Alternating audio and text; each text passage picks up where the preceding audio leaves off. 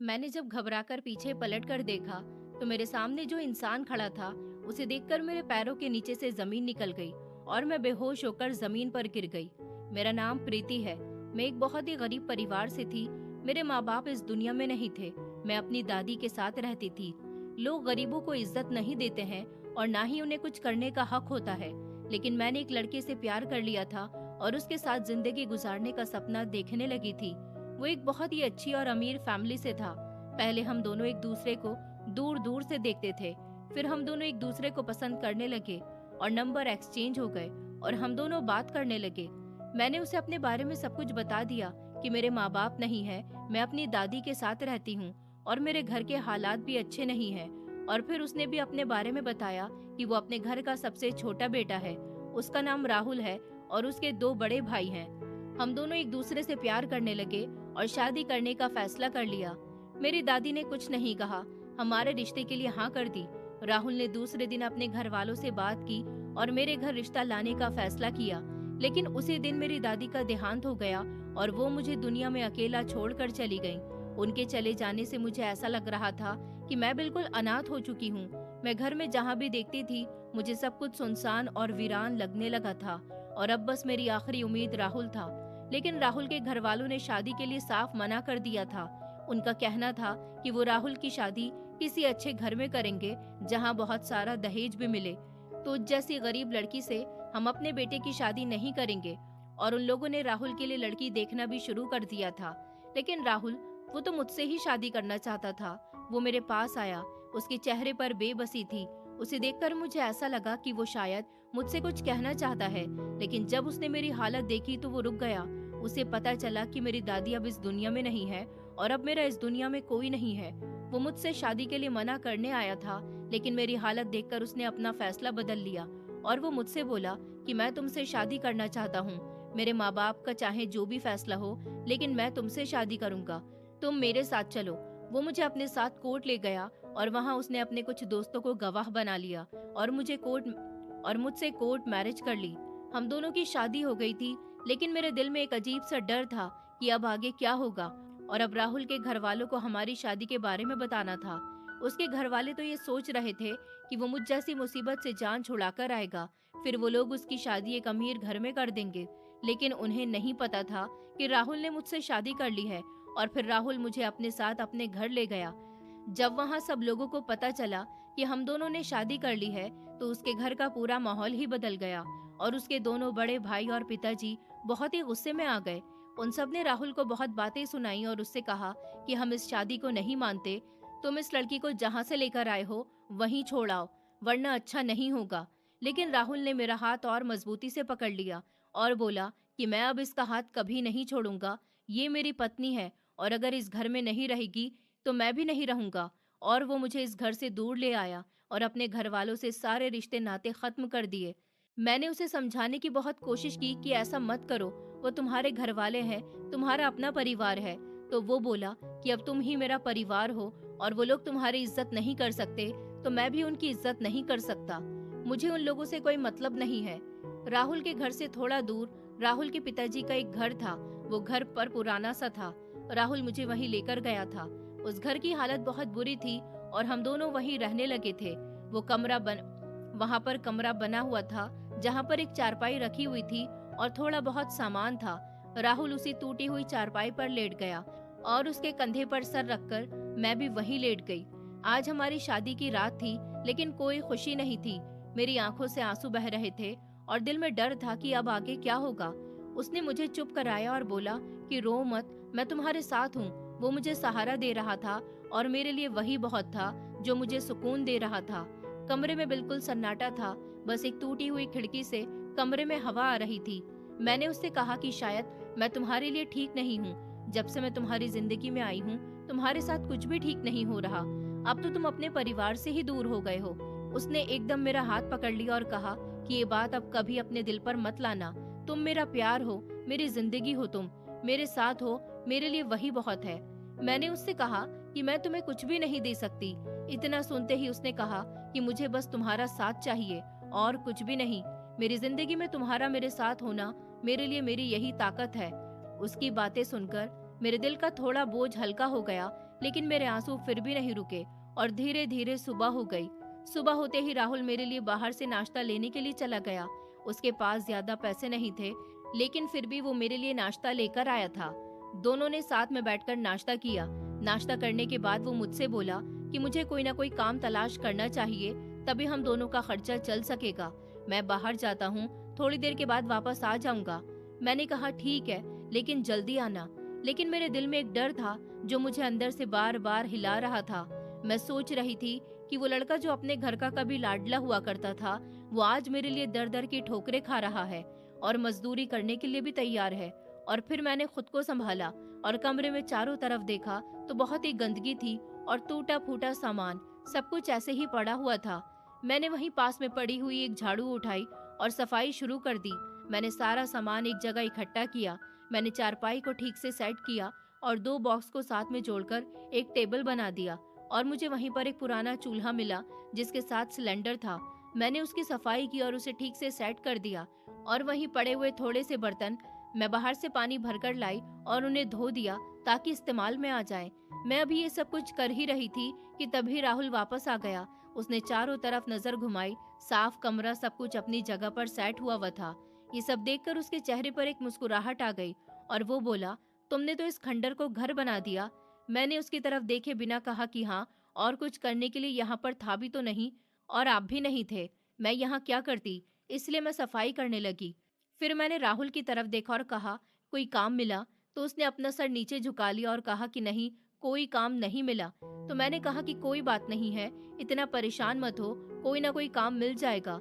उसने हाँ में सर हिला दिया और फिर बोला, लाओ मुझे सिलेंडर दो, मैं सिलेंडर में गैस भरवा कर लेकर आता हूँ। और फिर वो चला गया और थोड़ी देर के बाद वापस आया और मैंने उससे कहा कि ये सब कैसे चलेगा, हमारी जिंदगी अभी शुरू हुई है और हमारे पास कुछ भी नहीं है। मेरे घर का भी थोड़ा बहुत सामान था, लेकिन किराया ना देने की वजह से मकान मालिक ने उसे अपने पास रख लिया। मेरी आवाज भारी हो गई थी और मेरी आंखों में आंसू आ गए थे।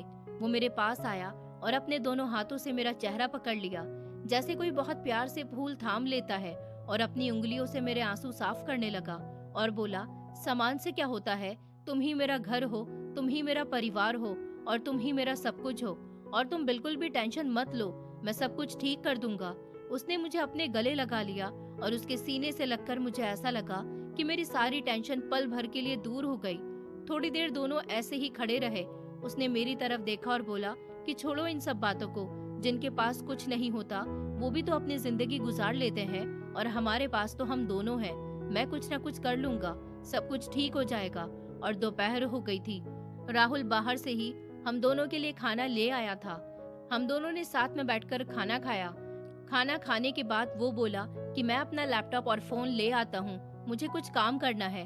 और फिर धीरे धीरे करके वक्त गुजरने लगा और कभी कभार हमारे पास राहुल की माँ का फोन आ जाता था।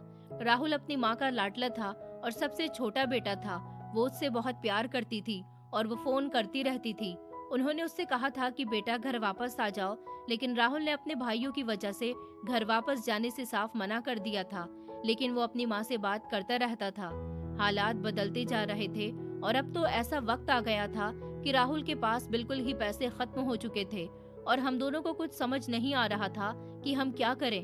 तभी मेरा ख्याल मेरे कानों में पड़ी सोने की बालियों पर गया जो मेरी दादी ने मुझे दी थी। मैंने हिम्मत करके राहुल से कह दिया और उससे कहा कि ये ले लो और ये बाली जाकर बेच दो, कुछ दिन हमारा गुजारा हो जाएगा। तो उसने साफ इनकार कर दिया और कहा कि नहीं, मैं तुम्हारी कोई चीज बेचने नहीं दूंगा, मैं कुछ न कुछ कर लूंगा, तुम्हें ये सब कुछ करने की जरूरत नहीं है। हम अभी ये बात कर ही रहे थे कि तभी दरवाजा खुला और राहुल की माँ घर के अंदर आ गई। राहुल जाकर अपनी माँ के गले लग गया। फिर उन्होंने मेरे पास आकर मेरे सर पर प्यार से हाथ फेरा। उन्होंने कुछ पैसे राहुल को दिए और कहा कि बेटा, तुम्हें परेशान होने की जरूरत नहीं है, तुम्हारी माँ अभी जिंदा है। राहुल ने अपनी माँ से पैसे लेने से भी मना कर दिया। तो उन्होंने कहा कि बेटा, तुम कैसी बातें कर रहे हो, जो कुछ हमारा है वो तुम्हारा ही तो है, और तुम परेशान मत हो, मैं तुम्हारे पिताजी से बात करूंगी, सब कुछ ठीक हो जाएगा, मैं तुम्हें वापस बुला लूंगी। फिर वो हमारे पास बैठी और उन्होंने हमसे ढेर सारी बातें की और थोड़ी देर के बाद वो वापस चली गईं।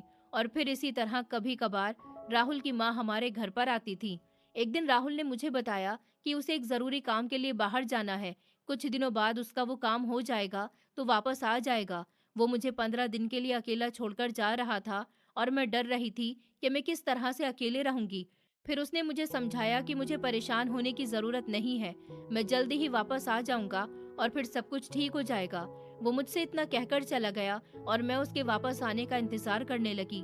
राहुल मुझे कुछ पैसे देकर गया था जिससे मेरा खर्च चल रहा था। धीरे धीरे करके वक्त गुजरने लगा। मैंने राहुल को फोन करने की बहुत कोशिश की, उसका कुछ पता नहीं चल रहा था।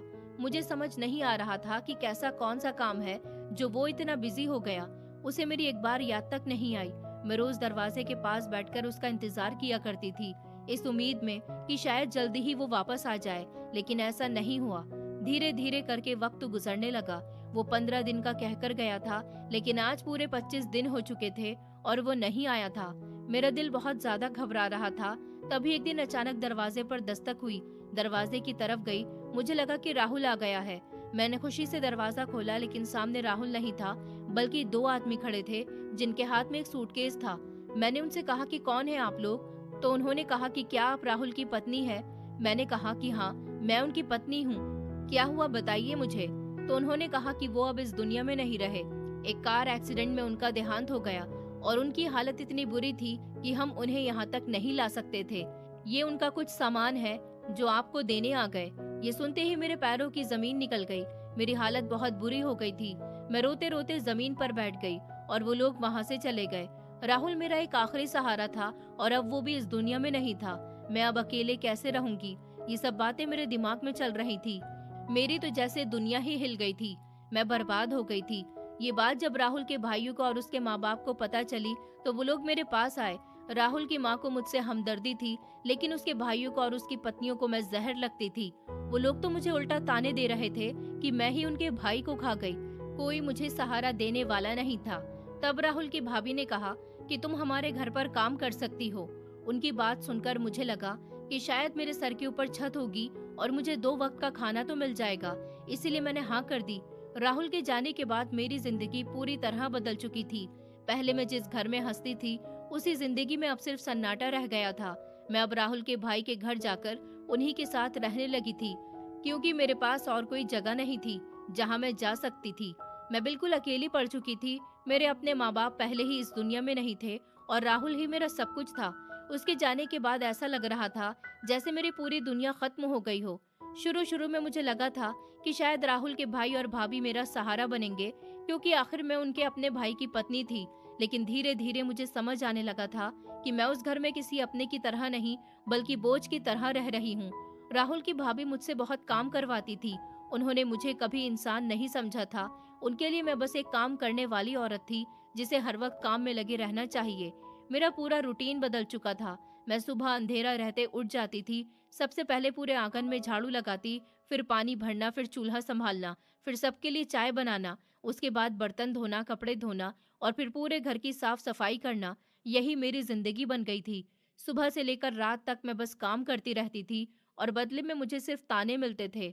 अगर कहीं थोड़ा पानी गिर जाए तो ताना, अगर कपड़े ठीक से ना सूखे तो ताना।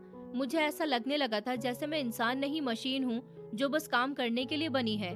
राहुल का जो सामान था, उसका सूटकेस, उसके कपड़े, उसका फोन, मैं अक्सर चुपके से निकाल कर देखती रहती थी।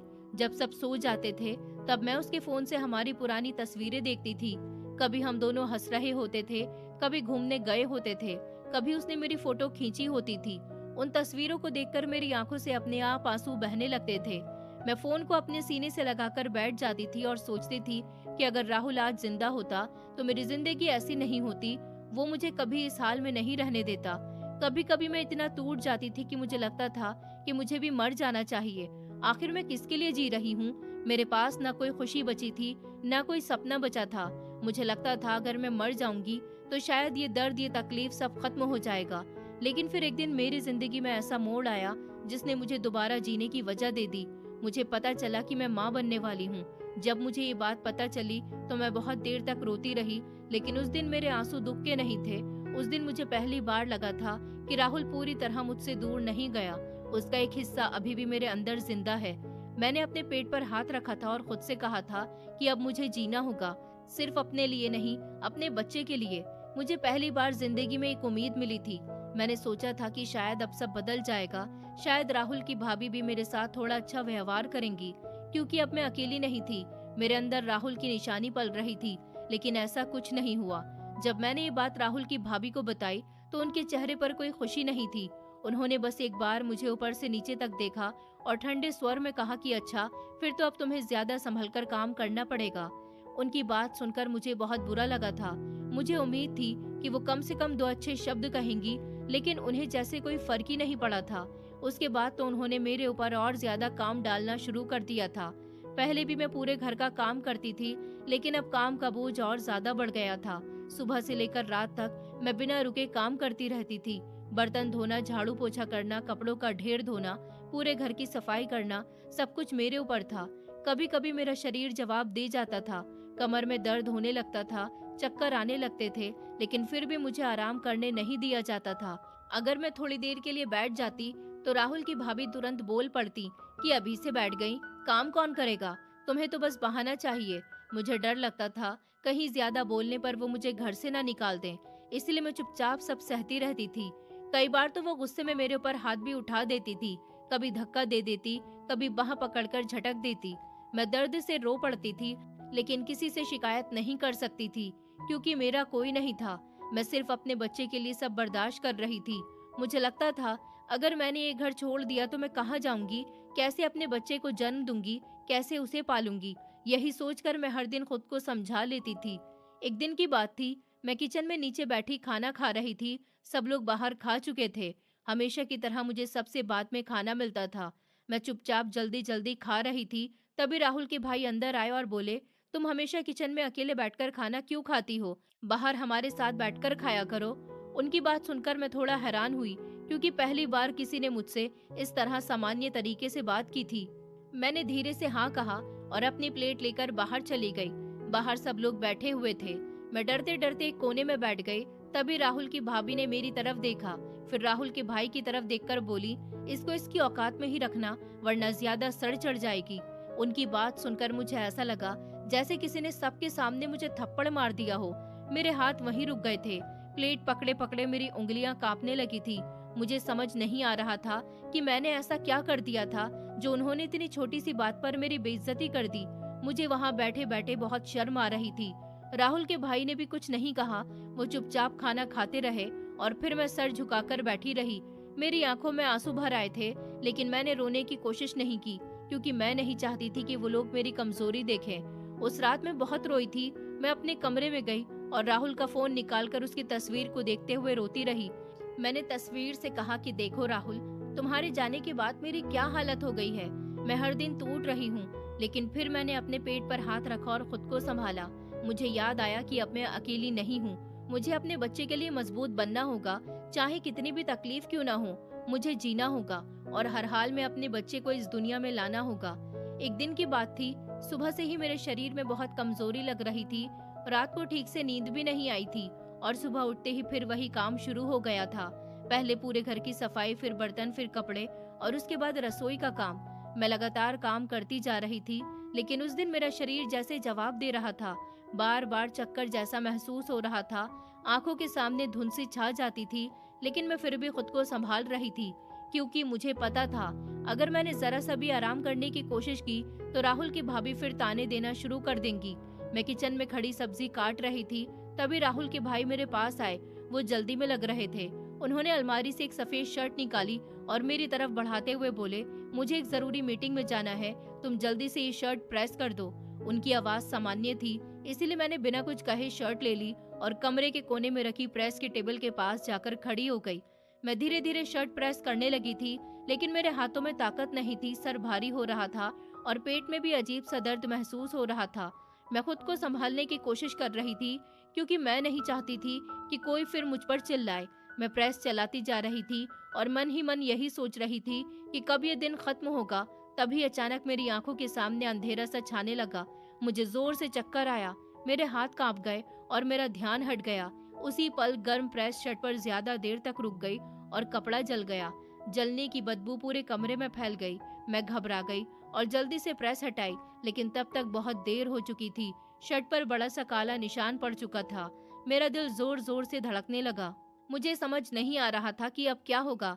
तभी राहुल के भाई तेज कदमों से अंदर आए। उन्होंने जैसे ही जली हुई शर्ट देखी, उनका चेहरा गुस्से से लाल हो गया। वो जोर से बोले, तुमने ये क्या किया है? तुमसे एक काम भी ठीक से नहीं होता। तुमने मेरी शर्ट खराब कर दी। अब मैं मीटिंग में क्या पहन कर जाऊंगा? मैं डर के मारे कुछ बोल ही नहीं पाई। मैंने बस धीरे से कहा कि मुझसे गलती हो गई, मुझे चक्कर आ गया था। लेकिन उन्होंने मेरी एक नहीं सुनी। उनका गुस्सा इतना बढ़ गया कि उन्होंने एकदम से मेरे चेहरे पर जोरदार थप्पड़ मार दिया। थप्पड़ इतना तेज था कि मैं वहीं लड़खड़ाकर नीचे गिर गई। मेरे कानों में आवाज गूंजने लगी, आंखों से आंसू निकल पड़े और मेरा चेहरा जलने लगा। मैं जमीन पर बैठी रह गई और अपने गाल पर हाथ रख लिया। मुझे यकीन नहीं हो रहा था कि उन्होंने मेरे ऊपर हाथ उठा दिया। उसी वक्त राहुल की भाभी भी वहां आ गई। उन्होंने जली हुई शर्ट देखी, फिर मेरी तरफ गुस्से से देखते हुए बोली, ये मनहूस किसी काम की नहीं है, इसे मैं अभी के अभी इस घर से बाहर निकालती हूँ। तुमने गलती की जो इसे यहाँ लेकर आए। उनके शब्द मेरे दिल में चुभ गए। मैं चुपचाप नीचे बैठी रही। वो लगातार बोले जा रही थी, जब से ये घर में आई है बस मुसीबत ही मुसीबत है। न काम ठीक से होता है, न कोई फायदा है इसका, ऊपर से इसके नखरे अलग। मैं रोते हुए उन्हें देख रही थी, लेकिन किसी को मेरी हालत पर तरस नहीं आ रहा था। मैं गर्भ से थी, मेरी तबीयत खराब थी। मैं सुबह से बिना रुके काम कर रही थी, लेकिन किसी को इससे फर्क नहीं पड़ रहा था। राहुल के भाई भी गुस्से में मुझे घूर रहे थे, जैसे सारी गलती सिर्फ मेरी हो। उस पल मुझे पहली बार एहसास हुआ कि सच में इस घर में मेरी कोई जगह नहीं है। मैं उनके लिए सिर्फ बोझ हूँ। राहुल के जाने के बाद कोई मुझे अपनाना नहीं चाहता था। सब सिर्फ एहसान जता रहे थे। मेरा दिल पूरी तरह टूट चुका था। मैं धीरे धीरे उठी और बिना कुछ कहे अपने कमरे की तरफ चली गई। मेरे कदम लड़खड़ा रहे थे, गाल अब भी दर्द कर रहा था और आंखों से लगातार आंसू बह रहे थे। मैं कमरे में जाकर फूट फूट कर रोने लगी। मुझे लग रहा था जैसे अब मेरे अंदर कुछ भी नहीं बचा है। मैंने चारों तरफ नजर दौड़ाई। उस छोटे से कमरे में बस कुछ कपड़े थे, राहुल का सूटकेस था और उसका फोन था। यही मेरी दुनिया थी।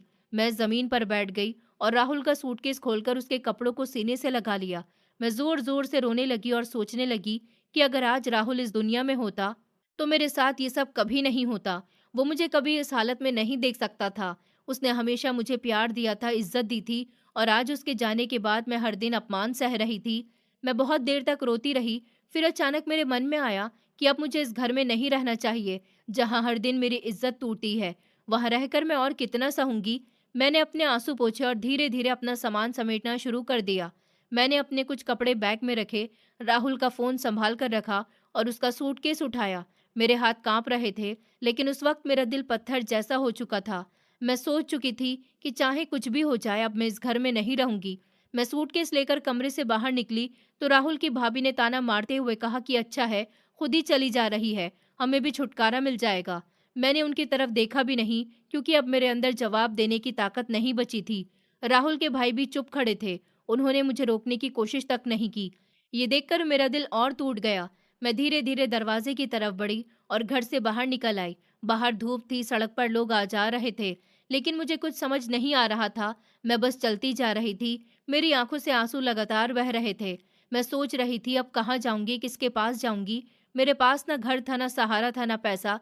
लेकिन फिर मैंने अपने पेट पर हाथ रखा और खुद से कहा कि नहीं, मुझे टूटना नहीं है। अब मुझे सिर्फ अपने लिए नहीं, अपने बच्चे के लिए जीना है, चाहे कितनी भी तकलीफ क्यों ना आए। मुझे हर हाल में खुद को संभालना होगा, क्योंकि अब मेरे अंदर राहुल की आखिरी निशानी पल रही थी और उसके लिए मुझे हर दर्द सहना पड़ेगा।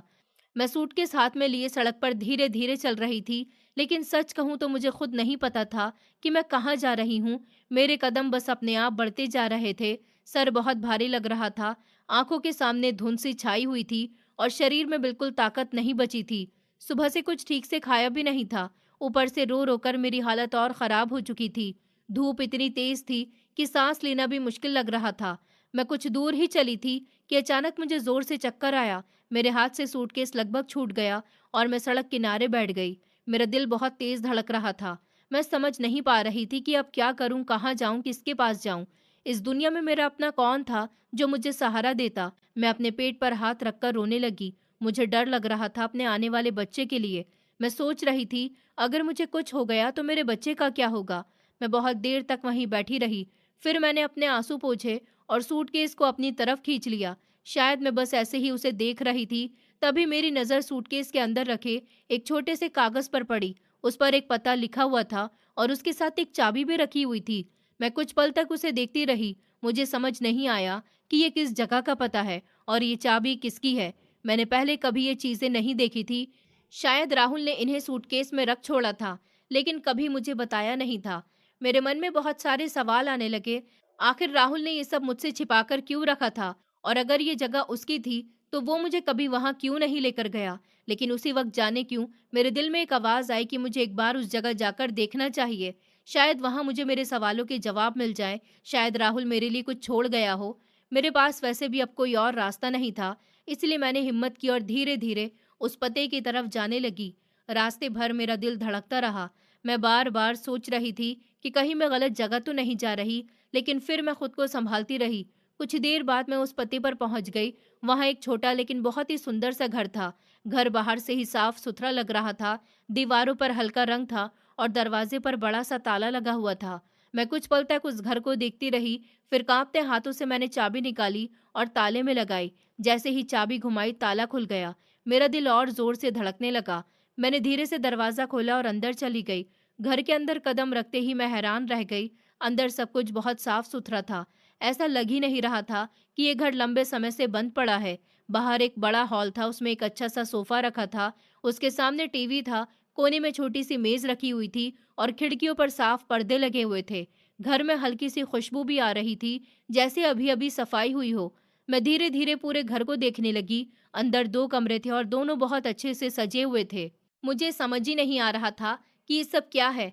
ऐसा लग रहा था जैसे यहाँ कोई रहता हो या फिर किसी ने इस घर को हमेशा रहने के लायक बना के रखा हो। मैं अभी घर को देख ही रही थी कि तभी अंदर वाले कमरे से एक औरत बाहर आई। उसे देखकर मैं घबरा गई, क्योंकि मुझे नहीं पता था वो कौन है। लेकिन वो मुझे देखकर बिल्कुल भी हैरान नहीं हुई, बल्कि उसने मुस्कुराकर कहा कि आप आ गईं। उसकी बात सुनकर मैं और चौंक गई। मैंने तुरंत पूछा, तुम कौन हो? क्या तुम मुझे जानती हो? वो औरत बहुत शांत आवाज में बोली कि हाँ, मेरा नाम प्रिया है और मैं ही अब तक इस घर की देखभाल करती आई थी। लेकिन आज से ये आपका घर है और अब आप ही इस घर में रहेंगी। मैं उसकी बातें सुनकर उसे बस देखती रह गई। मुझे कुछ समझ ही नहीं आ रहा था। मैंने घबराकर पूछा, मेरा घर? लेकिन कैसे? वो बोली, आप राहुल जी की वाइफ है ना? मैंने धीरे से कहा कि हाँ। तो वो मुस्कुराई और बोली, राहुल जी ने बहुत पहले ही कह दिया था कि अगर कभी वो आपके साथ ना हो तो ये घर आपका होगा।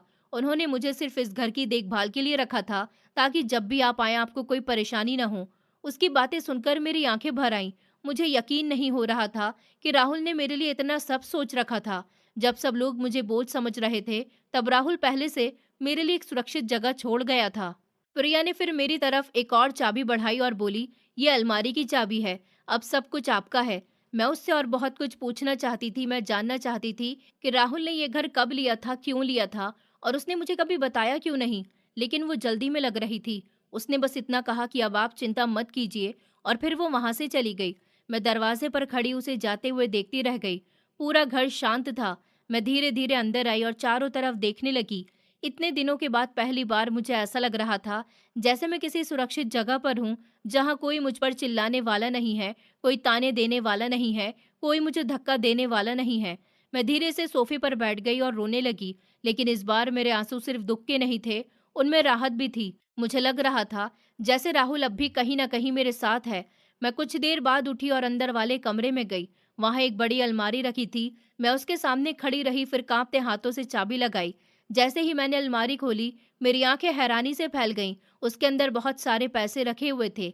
इतने पैसे मैंने अपनी जिंदगी में कभी भी एक साथ नहीं देखे थे। मैं कुछ पल तक समझ ही नहीं पाई कि ये सब सच है या सपना। मेरे हाथ कांपने लगे। मैं पीछे हट गई। फिर धीरे धीरे मुझे समझ आने लगा कि ये सब राहुल मेरे लिए छोड़ कर गया था। उसने शायद पहले ही सोच लिया था कि अगर कभी वो इस दुनिया में न रहे, तो मुझे किसी के सामने हाथ ना फैलाना पड़े, मुझे किसी की बेइज्जती ना सहनी पड़े। मुझे अचानक राहुल की हर बात याद आने लगी।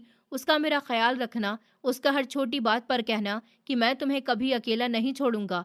उस वक्त मैं फूट फूट कर रो पड़ी, क्योंकि वो सच में मुझे अकेला छोड़कर नहीं गया था। उसने जाते जाते भी मेरे जीने का सहारा छोड़ दिया था। उस दिन मुझे पहली बार लगा कि शायद ऊपर वाले ने मेरे लिए अभी सब रास्ते बंद नहीं किए हैं। शायद मेरी जिंदगी अभी पूरी तरह खत्म नहीं हुई थी। मैं अलमारी के सामने खड़ी थी और लगातार उन पैसों को देखे जा रही थी। मेरे हाथ अब भी कांप रहे थे। दिमाग में बस एक ही बात घूम रही थी कि राहुल मुझे अकेला छोड़कर भी मेरा कितना ख्याल रख कर गया था। मेरी आंखों से लगातार आंसू बह रहे थे। मैं कभी अलमारी को देखती, कभी उस घर को जहां हर चीज इतनी संभाल कर रखी गई थी जैसे कोई हर दिन मेरा इंतजार कर रहा हो। मैं धीरे धीरे पीछे मुड़ी और कमरे में रखी कुर्सी पर बैठ गई। मेरा दिल बहुत भारी हो चुका था। इतने दिनों की तकलीफ, अपमान, दर्द, अकेलापन, सब कुछ एक साथ मेरे अंदर उमड़ रहा था। मैं बस यही सोच रही थी कि अगर राहुल आज मेरे साथ होता तो मुझे ये सब कभी न सहना पड़ता। तभी अचानक मुझे पीछे से किसी की आवाज़ सुनाई दी। आवाज़ बहुत जानी-पहचानी सी थी। इतनी जानी-पहचानी कि मेरा दिल एक पल के लिए रुक गया। मेरे पूरे शरीर में सिहरन दौड़ गई। मैं धीरे-धीरे पीछे पलटी और जैसे ही मैंने सामने खड़े इंसान को देखा, मेरे पैरों तले ज़मीन खिसक गई, मेरी सांस अटक गई, आंखें फैल गईं और मेरे हाथ काँपने लगे। मेरे सामने जो इंसान खड़ा था उसे देखकर मेरे होश उड़ गए। वो कोई और नहीं बल्कि राहुल था। वही चेहरा, वही आंखें, वही आवाज़। मैं उसे बस देखती रह गई। मुझे समझ ही नहीं आ रहा था कि ये सपना है या सच। मेरे दिमाग ने मानने से इनकार कर दिया कि जो आदमी सबकी नज़रों में मर चुका था, वो मेरे सामने खड़ा है। मैं कुछ बोल भी नहीं पाई। तभी मेरी आंखों के सामने अंधेरा छाने लगा। सब धुंधला होने लगा और मैं बेहोश होकर नीचे गिर गई। जब मुझे होश आया तो मैंने खुद को अस्पताल में पाया। कमरे में दवाइयों की हल्की खुशबू थी। मेरे हाथ में ड्रिप लगी हुई थी और मैं धीरे-धीरे आंखें खोल रही थी। तभी मेरी नज़र सामने खड़े इंसान पर पड़ी और उसे देखते ही मेरी आंखों से आंसू निकल पड़े। वो सच में राहुल था। वो वहीं खड़ा था और मुझे देख रहा था। मैं एकदम से उठी और जाकर उसे कसकर गले लगा लिया। मैंने उसे इतनी मजबूती से पकड़ा हुआ था जैसे अगर मैंने छोड़ा तो वो फिर से कहीं गायब हो जाएगा। मेरे अंदर का सारा दर्द बाहर निकल रहा था। मैं रोई जा रही थी और बस यही कह रही थी कि राहुल तुम जिंदा हो, राहुल तुम सच में जिंदा हो। उसने भी मुझे बहुत प्यार से पकड़ रखा था। उसके हाथ मेरे सर पर थे और वो मुझे शांत कराने की कोशिश कर रहा था। उसकी आंखें भी नम थी। वो धीरे धीरे कह रहा था कि मैं राहुल हूँ, मैं तुम्हारा राहुल हूँ, मैं वापस आ गया हूँ, तुम्हें छोड़कर कहीं नहीं जाऊंगा। तुम परेशान मत हो, मैं मरा नहीं था, मैं जिंदा हूँ। उसकी आवाज़ सुनकर मेरा दिल जैसे दोबारा धड़कने लगा। इतने दिनों का दर्द एक पल में बाहर निकल आया। मैं रोते हुए उससे सवाल पूछना चाहती थी, लेकिन मेरे शब्द टूट रहे थे। मैं बस उसे छूकर यकीन कर रही थी कि वो सच में मेरे सामने है। कुछ देर के बाद उसने मुझे बैठाया और पानी पिलाया और फिर बोला कि अभी तुम कमज़ोर हो, पहले घर चलते हैं, मैं तुम्हें सब कुछ बताऊंगा। मैं चुपचाप उसे देखती रही, फिर धीरे से सर हिला दिया। अस्पताल से निकलकर वो मुझे अपने साथ उसी घर में ले आया। रास्ते भर मैं उसे देखती रही। मुझे डर था कि कहीं ये सपना ना हो। वो गाड़ी चला रहा था और बार-बार मेरी तरफ देखकर मुस्कुरा रहा था, जैसे उसे भी यकीन नहीं हो रहा था कि हम फिर साथ बैठे हैं। रास्ते में उसने गाड़ी रोकी और मेरे लिए खाना लिया। उसने कहा तुमने ठीक से कुछ खाया नहीं होगा। मैं उसे बस देखती रही, क्योंकि इतने दिनों बाद फिर से उसका इस तरह मेरा ख्याल रखना मुझे अंदर तक तोड़ भी रहा था और जोड़ भी रहा था। हम दोनों घर पहुंचे। बाहर हॉल में बैठकर हमने साथ में खाना खाया। इतने दिनों बाद मैं किसी अपने के साथ बैठी थी, वरना तो मैं बस अकेले रोते हुए खाना खाती थी। खाना खाते वक्त भी मेरी नजरें बार बार राहुल पर चली जाती थी। मुझे अब भी यकीन नहीं हो रहा था कि वो मेरे सामने बैठा है। खाना खत्म होने के बाद हम दोनों सोफे पर बैठ गए। तब उसने लंबी सांस ली और बोला, अब मैं तुम्हें सब कुछ सच सच बताता हूँ। उसने धीरे धीरे बताना शुरू किया कि उसने अपनी मौत का झूठा नाटक क्यों किया था। उसने कहा, जब हम दोनों साथ थे तब एक दिन अचानक उसे उसकी माँ का फोन आया। उनकी आवाज़ बहुत घबराई हुई थी। वो रो रही थी। उन्होंने मुझसे कहा, बेटा, तेरे भाई तुझे मार देंगे, तू अभी तुरंत यहाँ से कहीं दूर चला जा और किसी को कुछ मत बताना। मैं उनकी बातें सुनकर डर गया था। मैंने उनसे पूछा, आखिर हुआ क्या है? तब माँ ने बताया कि पिताजी की बहुत सारी जमीनें, फैक्ट्रियाँ और जायदाद है और वो उन सबको हम तीनों भाइयों में बराबर बांटना चाहते थे, लेकिन मेरे दोनों भाइयों को ये बात मंजूर नहीं थी। उनका कहना था कि जब राहुल घर छोड़कर चला गया तो उसका इन सब पर कोई हक नहीं बनता। वो चाहते थे कि सारी जायदाद सिर्फ उन्हीं दोनों को मिले। राहुल बोलते बोलते चुप हो गया। उसकी आंखों में दर्द साफ दिख रहा था। फिर उसने आगे कहा, इसी बात को लेकर घर में रोज लड़ाई झगड़े होने लगे थे, लेकिन पिताजी ने साफ कह दिया था कि मैं भी उनका बेटा हूँ और वो मेरे साथ अन्याय नहीं होने देंगे। वो तीनों बेटों को बराबर हिस्सा देंगे, लेकिन मेरे भाई लालच में इतने अंधे हो गए थे कि उन्होंने मुझे रास्ते से हटाने का प्लान बना लिया। एक रात दोनों भाई बैठे थे और बात कर रहे थे। माँ ने उनकी सारी बातें सुन ली थी। वो कह रहे थे कि हम राहुल का कार एक्सीडेंट करवा देंगे, किसी आदमी को पैसे दे देंगे और काम खत्म हो जाएगा, किसी को कुछ पता भी नहीं चलेगा। राहुल की बातें सुनकर मेरे रोंगटे खड़े हो गए। मैं डर के मारे उसे देखने लगी। उसने मेरा हाथ पकड़ लिया और बोला, माँ ये सब सुनकर डर गई थी। उन्होंने उसी रात मुझे फोन किया और सब बता दिया। फिर माँ और पिताजी ने चुपचाप सारी फैक्ट्री और जमीनें मेरे नाम कर दी, लेकिन ये बात किसी को नहीं बताई गई। उन्होंने मुझे इस घर की चाबी दी और कहा कि कुछ समय के लिए दुनिया से गायब हो जाओ, वरना तुम्हारे भाई सच में तुम्हें मार देंगे। मैं समझ ही नहीं पा रहा था कि क्या करूं, लेकिन फिर मैंने मजबूरी में अपनी मौत का झूठा नाटक रचा ताकि सबको लगे कि मैं मर चुका हूं और मेरे भाई शांत हो जाएं। मैं ये सब सुनकर सुन बैठी थी। मेरे मन में गुस्सा भी था, दर्द भी और राहत भी थी कि मेरा राहुल जिंदा था। मैंने रोते हुए उससे पूछा, लेकिन मुझे क्यों नहीं बताया? तुम जानते हो मैंने तुम्हारे बिना क्या क्या सहा है। मैं हर दिन मरती रही। राहुल की आंखों से भी आंसू निकल पड़े। उसने मेरा हाथ पकड़कर कहा, अगर मैं तुम्हें सच बता देता तो तुम कभी ये राज छिपा नहीं पाती, और अगर मेरे भाइयों को जरा सा भी शक हो जाता तो वो तुम्हें भी नुकसान पहुंचा सकते थे। मैं तुम्हें बचाना चाहता था, इसलिए मैंने खुद को तुमसे दूर किया। उसकी बातें सुनकर मेरा दिल टूट भी रहा था और भर भी रहा था, क्योंकि उसने मुझे दर्द जरूर दिया था, लेकिन मेरी जान बचाने के लिए दिया था। और उस रात इतने दिनों के बाद मैं पहली बार चैन से सोई, क्योंकि मेरा खोया हुआ राहुल मुझे वापस मिल चुका था। मैं राहुल के सामने बैठी थी और लगातार रोई जा रही थी। इतने दिनों का दर्द मेरे अंदर जमा था, जो अब बाहर निकल रहा था। राहुल बार बार मेरा हाथ पकड़कर मुझे शांत करने की कोशिश कर रहा था, लेकिन मैं खुद को रोक नहीं पा रही थी।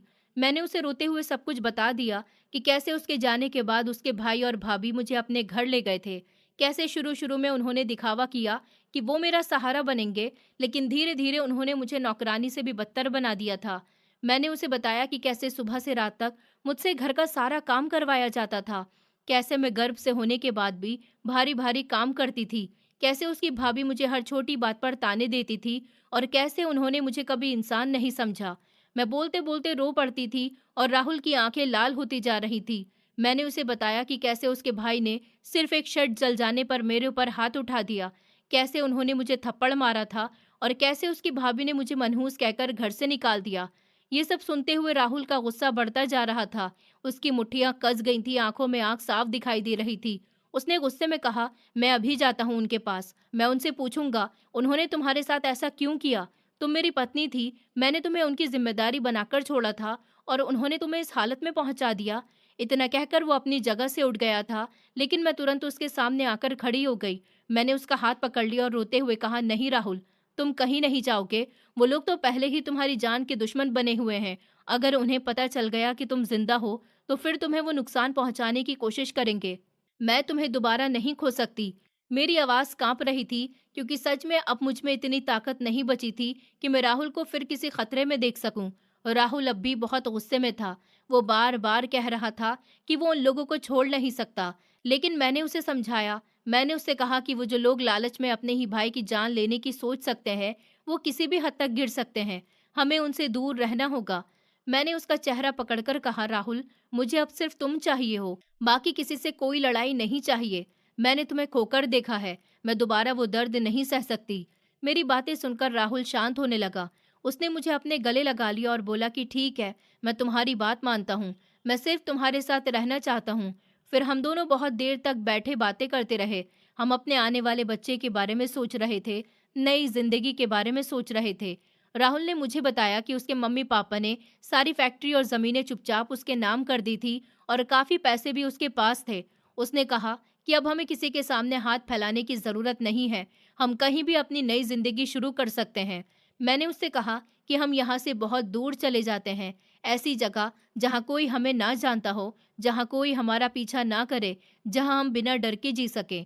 राहुल कुछ देर चुप रहा, फिर बोला, अगर तुम तैयार हो तो हम अमेरिका चलते हैं। वहाँ मेरे एक दोस्त की कंपनी है, उसने मुझे पहले भी बुलाया था, लेकिन मैंने कभी सोचा नहीं था। अब शायद वही सही रहेगा। उसकी बात सुनकर मैं कुछ पल चुप रही, फिर मैंने धीरे से कहा, अगर तुम मेरे साथ हो तो मैं कहीं भी चलने को तैयार हूँ। मुझे बस सुकून चाहिए, डर से दूर जिंदगी चाहिए। राहुल मुस्कुराया और बोला, अब तुम्हें कभी कोई तकलीफ नहीं होने दूंगा। उसके बाद हमने जल्दी जल्दी सब तैयारी करनी शुरू कर दी। राहुल पहले से ही कुछ जरूरी कागजात और पैसे संभाल कर रख चुका था, इसलिए ज्यादा दिक्कत नहीं हुई। हम दोनों ने किसी को बिना बताए वहां से जाने का फैसला किया, क्योंकि हम नहीं चाहते थे कि उसके भाइयों को हमारी कोई खबर मिले। कुछ दिनों बाद हम दोनों ने भारत छोड़ दिया और अमेरिका चले गए। जब मैं पहली बार हवाई जहाज में बैठी थी तो मेरे दिल में डर भी था और उम्मीद भी। मैं खिड़की से बाहर देख रही थी और सोच रही थी कि जिंदगी ने मुझे कितना रुलाया है, लेकिन शायद अब मेरे लिए भी खुशियां बची हैं। राहुल पूरे रास्ते मेरा हाथ पकड़े रहा, जैसे वो मुझे यकीन दिला रहा हो कि अब सब ठीक होगा। अमेरिका पहुंचने के बाद शुरू शुरू में मुझे बहुत अजीब लगा। सब कुछ नया था, नई जगह, नए लोग, नई भाषा। लेकिन राहुल हर कदम पर मेरे साथ था। उसने मुझे कभी अकेला महसूस ही नहीं होने दिया। हम दोनों ने एक छोटा लेकिन बहुत सुंदर घर लिया। घर छोटा जरूर था लेकिन उसमें सुकून था। वहां कोई ताने देने वाला नहीं था, कोई मुझे नीचा दिखाने वाला नहीं था। सुबह मैं राहुल के साथ चाय पीती थी, फिर हम दोनों साथ खाना बनाते थे, कभी बाहर घूमने चले जाते थे, कभी बच्चे के लिए छोटी छोटी चीजें खरीदते थे। धीरे धीरे मेरी जिंदगी बदलने लगी। मैं फिर से मुस्कुराना सीख रही थी। राहुल पहले से भी ज्यादा मेरा ख्याल रखता था। वो मुझे आराम करने को कहता, समय पर दवा देता और हर रात मेरे पेट पर हाथ रखकर हमारे बच्चे से बातें करता। उसे देखकर मुझे लगता था कि शायद ऊपर वाले ने मेरी सारी तकलीफों के बाद मुझे ये खुशी दी है। कुछ महीनों बाद मैंने एक प्यारी सी बेटी को जन्म दिया। जब राहुल ने पहली बार उसे गोद में उठाया तो उसकी आंखों में आंसू आ गए। उसने मेरी तरफ देखकर कहा कि अब हमारी जिंदगी पूरी हो गई। हम दोनों ने अपनी बेटी का नाम खुशी रखा। उस दिन मैंने पहली बार महसूस किया कि शायद दर्द हमेशा नहीं रहता, एक दिन खुशी भी वापस आती है। हम दोनों वहां अपनी छोटी सी लेकिन बहुत अच्छी जिंदगी जीने लगे। राहुल अपनी कंपनी संभालता था और मैं घर और बेटी को संभालती थी। शाम को हम तीनों साथ बैठते, खाना खाते, बातें करते और मैं अक्सर सोचती थी कि अगर उस दिन मैं टूट जाती, अगर मैंने जीने की उम्मीद छोड़ दी होती और शायद मैं ये खुशी कभी नहीं देख पाती। अब मेरी जिंदगी में डर कम और सुकून ज्यादा था और इतने सालों बाद मुझे सच में लगने लगा था कि अब मैं खुश हूँ। हम दोनों की जिंदगी अब बहुत सुकून में चल रही थी। राहुल और मैं अपनी बेटी के साथ हर दिन खुश रहते थे। सुबह होती तो घर में उसकी हंसी गूंजती थी और रात को हम तीनों साथ बैठकर खाना खाते थे। जिंदगी सच में एक नई शुरुआत जैसी लगने लगी थी। वो सारे पुराने दर्द अब धीरे धीरे पीछे छूट रहे थे और मैं खुद को फिर से जीते हुए महसूस कर रही थी। एक दिन अचानक राहुल के फोन पर उसके पिताजी का कॉल आया। उस आवाज में बहुत दर्द और थकान साफ सुनाई दे रही थी। वो बहुत ही परेशान थे और बोल रहे थे कि बेटा, अब हमसे और सहा नहीं जाता। तुम्हारे दोनों भाइयों ने हमें घर से निकाल दिया, हमें ओल्ड एज होम में रखवा दिया। अब हम अकेले हैं और समझ नहीं आ रहा क्या करें। हमारी आखिरी उम्मीद तुम ही हो। ये बात सुनकर राहुल एक पल के लिए चुप हो गया। उसके चेहरे पर गुस्सा भी था और दुख भी, क्योंकि जिस पिता ने उसे पाला था, आज वही इतने बेसहारा हो गए थे। राहुल ने बिना देर किए उनसे कहा, पिताजी, आप परेशान मत हो, मैं हूं ना, मैं अभी आपके लिए सब इंतजाम करता हूँ। आप वहीं रहिए, मैं आपके अमेरिका आने के टिकट और वीजा की व्यवस्था कर रहा हूँ। अब आप अकेले नहीं रहेंगे। मैं पास ही खड़ी सब सुन रही थी। मेरे मन में बहुत सारी बातें चल रही थी, लेकिन मैंने कुछ नहीं कहा, क्योंकि मुझे पता था राहुल अपने माता पिता से बहुत प्यार करता है और उनके लिए कुछ भी कर सकता है। कुछ ही दिनों में राहुल ने सारी तैयारी कर दी और उसके पिताजी और उसकी माँ दोनों अमेरिका आ गए।